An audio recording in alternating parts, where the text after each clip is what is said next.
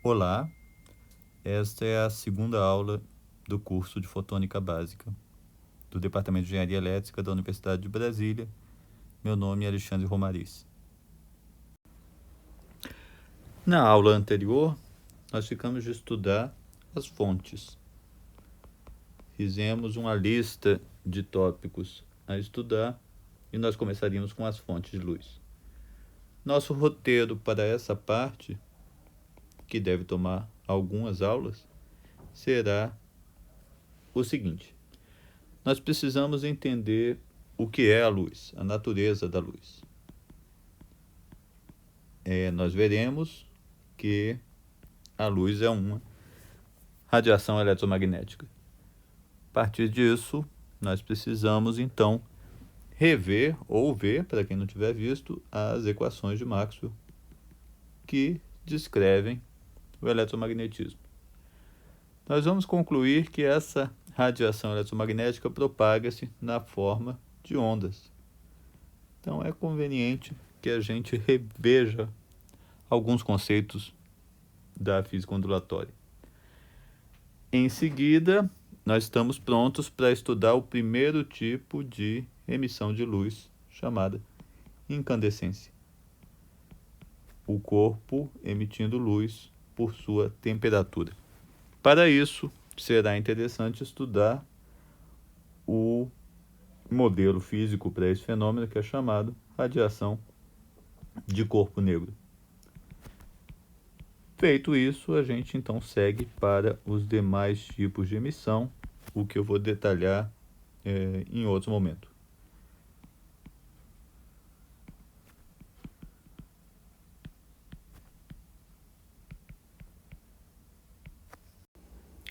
A luz é parte do espectro de radiação eletromagnética. É a radiação eletromagnética visível. Logo em seguida eu vou estender um pouquinho esse conceito. Temos aqui as cores que compõem esse espectro visível. Nós estamos acostumados a ver esse padrão. Vemos esse padrão, por exemplo, no arco-íris, no prisma, e os mais velhos, como eu, talvez lembrem de vê-lo na luz refletida de um CD. Aqui embaixo, para cada cor, temos o valor do comprimento de onda, geralmente representado pela letra lambda. Nós vamos estudar exatamente o que quer dizer isso, mas vejam que a diferença entre as cores, começando no vermelho, indo até o violeta, é representada, é correspondente a uma diferença no comprimento de onda. Pensando em uma analogia sonora, nós ouvimos sons de frequências entre 20 Hz e 20 kHz aproximadamente. No caso da luz, essas frequências são muito mais altas, todas da ordem de terahertz, então é mais conveniente dar essa informação em comprimento de onda. Vamos estudar que as duas coisas são relacionadas. Enxergamos aproximadamente, arredondando, de 700 nanômetros, o vermelho, até uns 400 nanômetros, o violeta. Observem que o aumento do comprimento de onda corresponde a uma diminuição da frequência.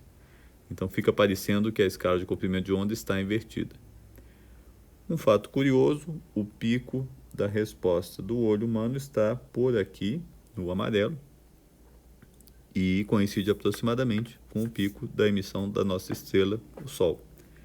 É difícil imaginar que isso seja uma coincidência, provavelmente um ajuste evolutivo para essa característica.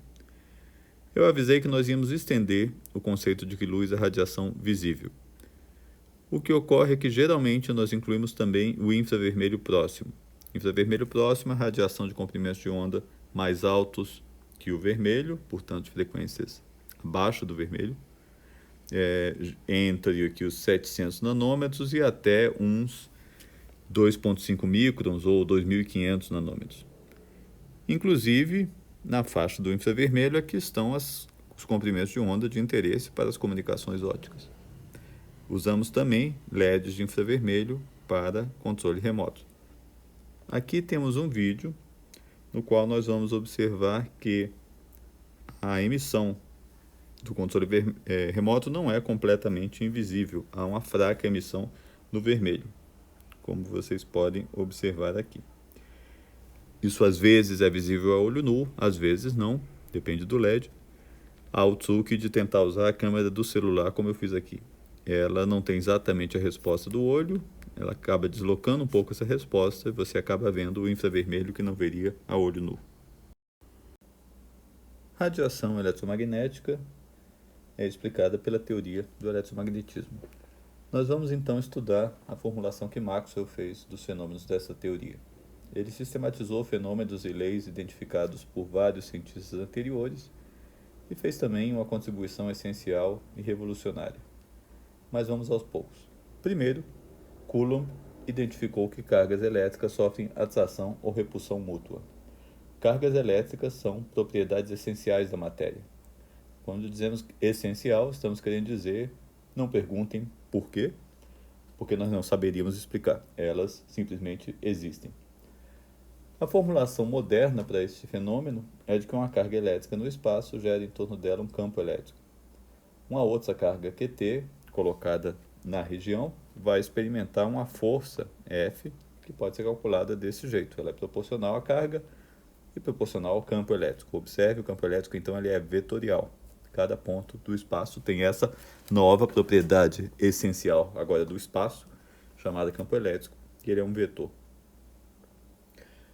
Além dessa ideia de campo, nós vamos usar também uma analogia com fluidos. Essa foto aqui mostra umas folhas boiando na água. Talvez não seja a melhor foto para ilustrar o ponto que eu quero mostrar, porque não há aparentemente muita correnteza nessa água, mas era a foto que eu tinha. Se a gente imaginar que essa água está fluindo para algum lugar, ela vai carregar essas folhas. Um observador que pudesse observar essas folhas, mas não o líquido, ficaria também com a impressão de que essa folha está sendo puxada por alguma força invisível, por uma ação à distância.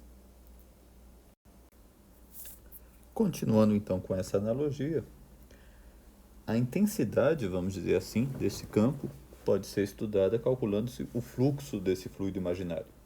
Se o fluxo é alto, aquelas folhas estão sendo arrastadas a grandes velocidades, estão sob a ação de um grande campo. Então entra Gauss dizendo que em uma superfície fechada S, o valor desse fluxo entrando ou saindo dessa superfície, obtido naturalmente por essa integral de superfície, ele é igual à carga total que essa superfície envolve, a carga que está dentro dessa superfície, dividida por uma constante. Agora, a primeira equação de Maxwell é a versão diferencial dessa equação de Gauss. Vocês se lembram do teorema do divergente. A mesma afirmação macroscópica, o fluxo total, sendo igual a uma carga total que essa esfera ou essa superfície envolve, pode ser descrito também na forma diferencial, e essa é a primeira equação de Maxwell. O divergente do campo elétrico é igual à densidade de carga sobre uma constante ε0. Voltando aqui para a nossa analogia da água, uma superfície em algum ponto aqui do fluxo desse lago, desse rio, teria tanta água entrando quanto saindo, né? Então, pela nossa analogia, o fluxo total de água seria zero, o divergente nesse ponto seria zero.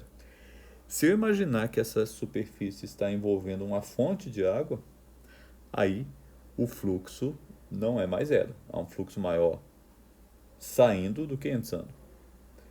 Por outro lado, se eu imaginar essa esfera em torno de um sumidouro de água, um ralo, vai ter mais água entrando na esfera do que saindo. Então vejam que as cargas positivas e negativas são fontes e sumidouros desse fluxo imaginário chamado fluxo do campo elétrico. Esse fluido imaginário flui das cargas positivas para as cargas negativas. As linhas desse fluxo têm começo e fim. Também é importante notar que Maxwell não conhecia essa notação, tá? Com esse operador aqui representado pelo símbolo nabla. Ele usava as equações diferenciais uma a uma, né? Mas nós vamos usar a versão moderna, a notação moderna. Uma segunda contribuição histórica é devida a Ampère, Lorentz e Gauss de novo. Veja que aqui há alguma simetria. A gente tinha falado com Coulomb de uma carga elétrica atraindo ou repelindo uma outra. Aqui, uma corrente elétrica, ou seja, uma carga em movimento, cria em torno dela um campo magnético. Uma outra carga QT em movimento, com velocidade VT, sofre uma força magnética, a gente costuma chamar a força de Lorentz. Essa força vale o produto da carga pelo produto vetorial da velocidade com o vetor B. Esse vetor B é a densidade de fluxo magnético. Mesma analogia de antes. Vamos fazer uma analogia com um fluido invisível para explicar essa força, essa ação à distância. A diferença aqui é que B já é diretamente a densidade. Veja que não aparece nenhuma constante física nessa equação, diferentemente da outra. Assim, a simetria com o caso anterior não é completa. Para complicar um pouquinho as coisas, algumas pessoas chamam B de campo magnético e não densidade de fluxo magnético. Mas vamos em frente. Mais uma vez, Gauss vai fazer a mesma coisa de antes e vai propor o valor do fluxo desse fluido invisível numa superfície fechada S. Mas aqui ele chega à conclusão e postula que o valor desse fluxo é zero. Veja quais são as consequências disso. Há várias maneiras de se pensar. Lembre que a gente falou que se aquela nossa esfera imaginária no fluido estivesse envolvendo uma fonte ou um sumidouro, esse fluxo, o total que entra menos o que sai, não seria zero. Uma das interpretações, então, é que, uma vez que o fluxo magnético em superfície fechada é zero, não existem fontes nem sumidouros desse fluxo magnético. Então, não existem objetos equivalentes a cargas magnéticas. Uma outra forma de se pensar, essas linhas que no caso elétrico tinham origem numa carga positiva e terminavam numa carga negativa, no caso magnético são circuitos fechados, não tem começo nem fim, elas se fecham sobre elas mesmas. Naturalmente, usando de novo o teorema do divergente, Maxwell vai escrever divergente de B igual a zero na notação moderna, e essa é a segunda equação. Uma terceira contribuição histórica, uma terceira determinação de uma lei física a partir de um fenômeno eletromagnético é devida a Faraday. Essa é particularmente importante. Agora a situação é a variação do fluxo magnético. Aquele fluxo agora não é mais constante, mas sofre variações ao longo do tempo. O que vai acontecer nesse caso, segundo Faraday identificou, é que vai haver trabalho do campo elétrico sobre uma carga que descreve um percurso fechado que engloba esse fluxo magnético. Está aqui a expressão matemática, depois a gente comenta. Então, a integral de percurso fechado do campo elétrico é igual a menos variação temporal do fluxo magnético. Se a gente colocar uma carga nos dois lados dessa equação, o lado esquerdo vai virar a integral de linha da força exercida pelo campo elétrico durante esse percurso, o que é a definição de trabalho.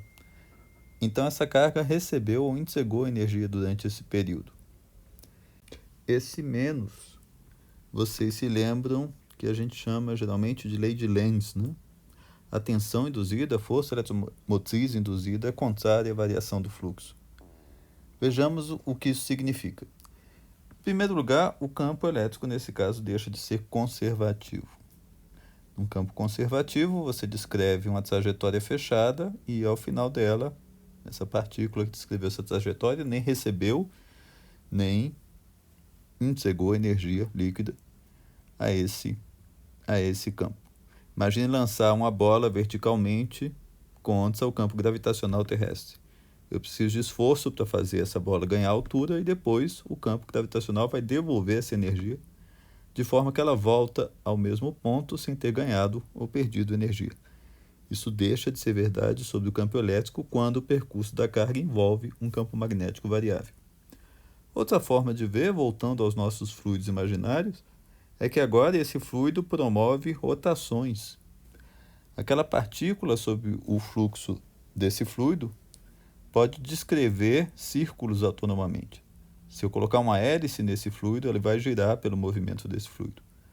Observe que nós estamos falando de energia elétrica criada a partir de variação do fluxo magnético. E essa é a origem de praticamente toda forma de conversão eletromecânica de energia.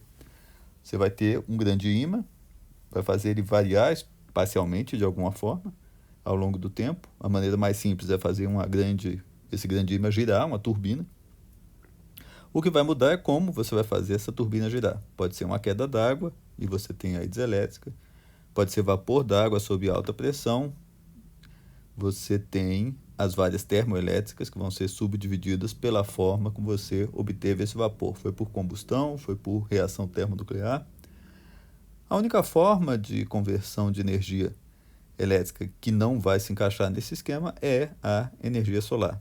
A gente vai falar de energia solar mais à frente, quando falarmos dos fotodiodos. Bom, aqui Maxwell vai usar o teorema de Stokes, ou teorema do rotacional, e vai escrever a versão diferencial rotacional de E igual a menos variação temporal de B. É interessante dizer nesse ponto que eu estou dando números aí para apresentar essas equações numa certa ordem que me parece interessante, mas geralmente a gente fala das equações de Maxwell em conjunto, não há essa nomenclatura, essa é a primeira, essa é a segunda, ou pelo menos eu desconheço. Finalmente, uma quarta contribuição, uma quarta lei devida a Ampère de novo. Ele vai fazer de maneira similar a Faraday, calcular a integral de percurso fechado de B, agora, da densidade de fluxo magnético. E vai postular que ela é proporcional à corrente que flui pela superfície que esse percurso fechado definiu. Há uma constante de proporcionalidade μ0. Aqui eu escrevi na forma de uma corrente total, aqui na forma de uma integral de uma corrente, de uma densidade superficial de corrente.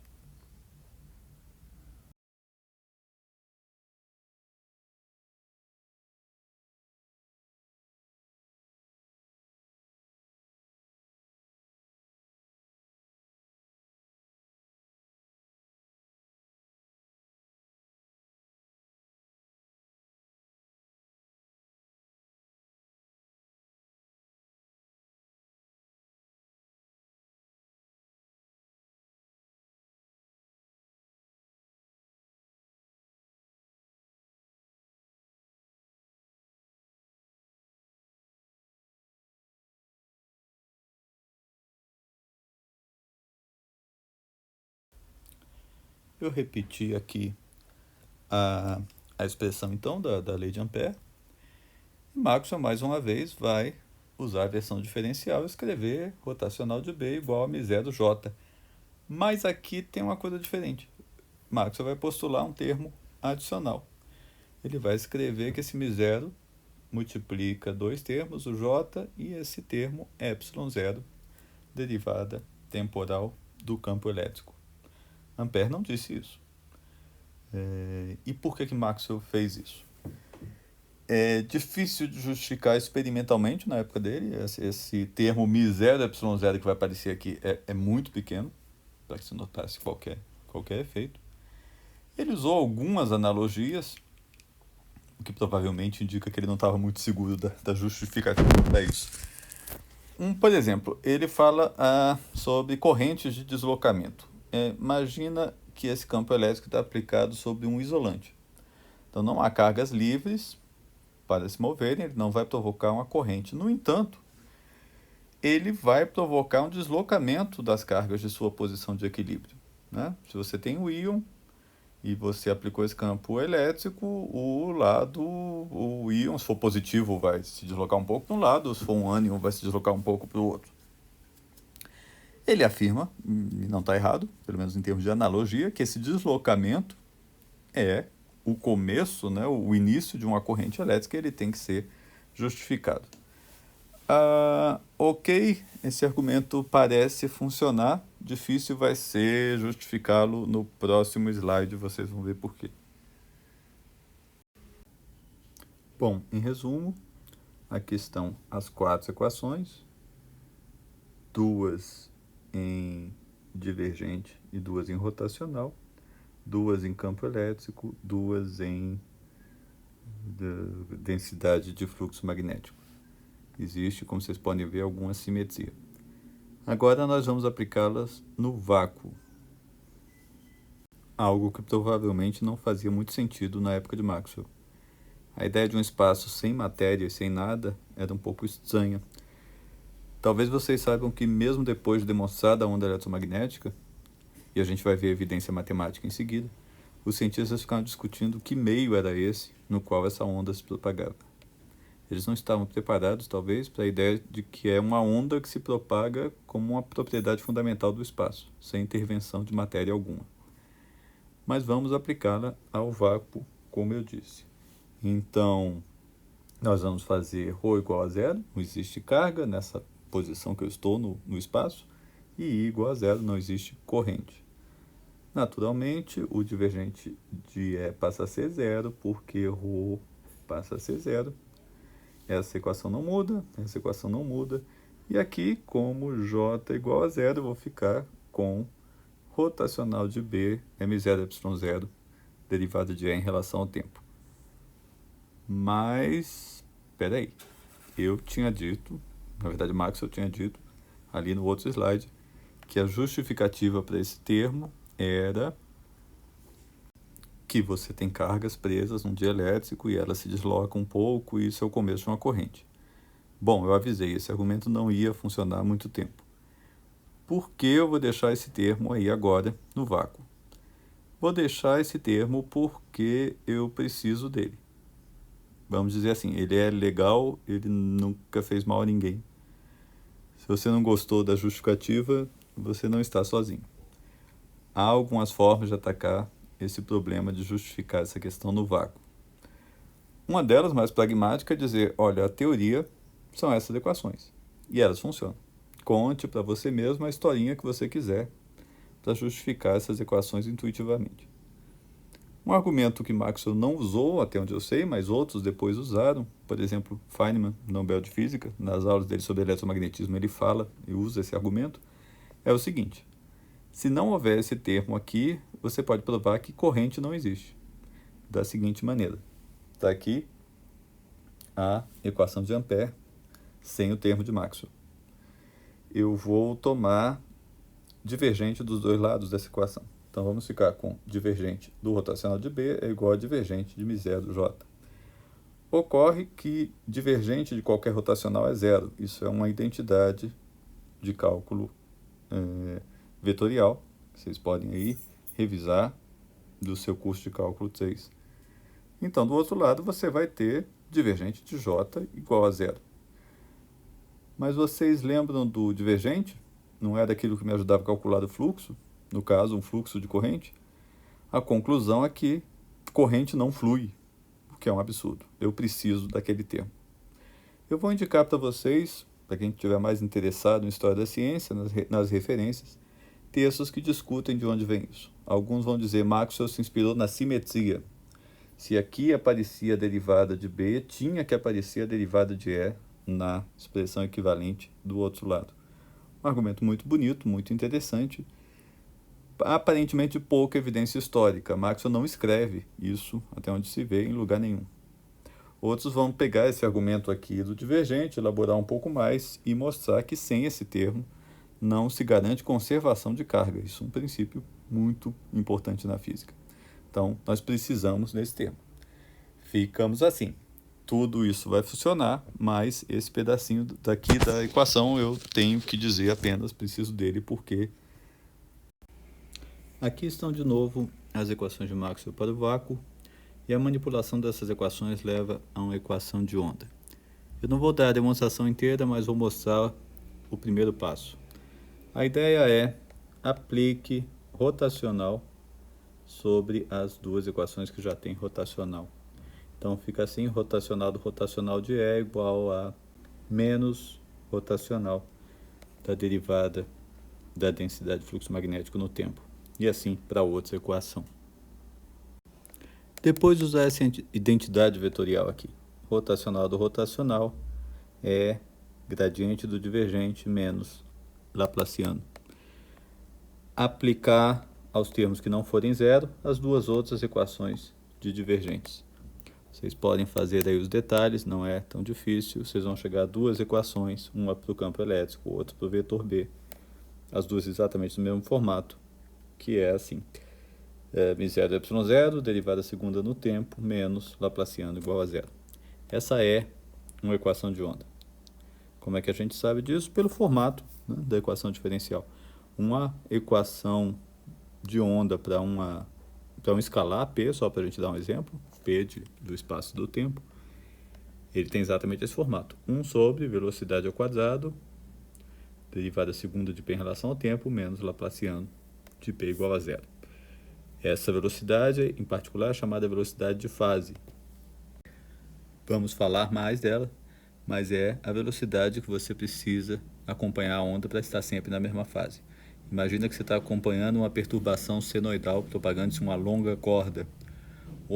Um observador, para estar sempre em uma das cristas dessa onda, por exemplo, vai ter que andar pela corda a uma certa velocidade. Essa é a velocidade de fase. Agora vamos seguir esse argumento da velocidade e a gente vai encontrar um dos momentos mais interessantes da história da ciência. Então, naturalmente, comparando esse termo com esse termo, a gente chega à conclusão que essa onda eletromagnética tem velocidade dada por 1 sobre raiz quadrada de μ0 y0. Agora, μ0 é mensurável. A indutância de uma bobina de ar depende da geometria e de μ0. Conhecida a indutância de uma bobina e sua geometria, podemos determinar μ0. ε0, de maneira semelhante, depende da capacitância de placas paralelas separadas por A. Fazendo essas contas, chega-se a um valor de perto de 300 mil km por segundo, que é a velocidade da luz. Havia já na época uma estimativa da velocidade da luz por fenômenos astronômicos ligados aos eclipses de luas de Júpiter e a diferença desse eclipse em diferentes épocas do ano. Então, essa onda eletromagnética, que até pouco tempo atrás ninguém sabia que existia, não apenas parece existir, mas é a luz. Isso parece resolver uma questão, um dilema que já vinha há quase 2 séculos. Luz, então, é onda. Eu termino aqui fazendo apenas uma advertência. Luz é onda, exceto quando não é. Daqui a umas 2 aulas ela não vai ser tão onda assim. As coisas em ciência são, às vezes, um pouco mais ambíguas do que gostaríamos de admitir. Finalmente, eu quero agora rever alguns conceitos de onda, porque luz é onda, por enquanto, e precisamos deles. Mas vamos deixar isso para a aula que vem. Obrigado pela atenção.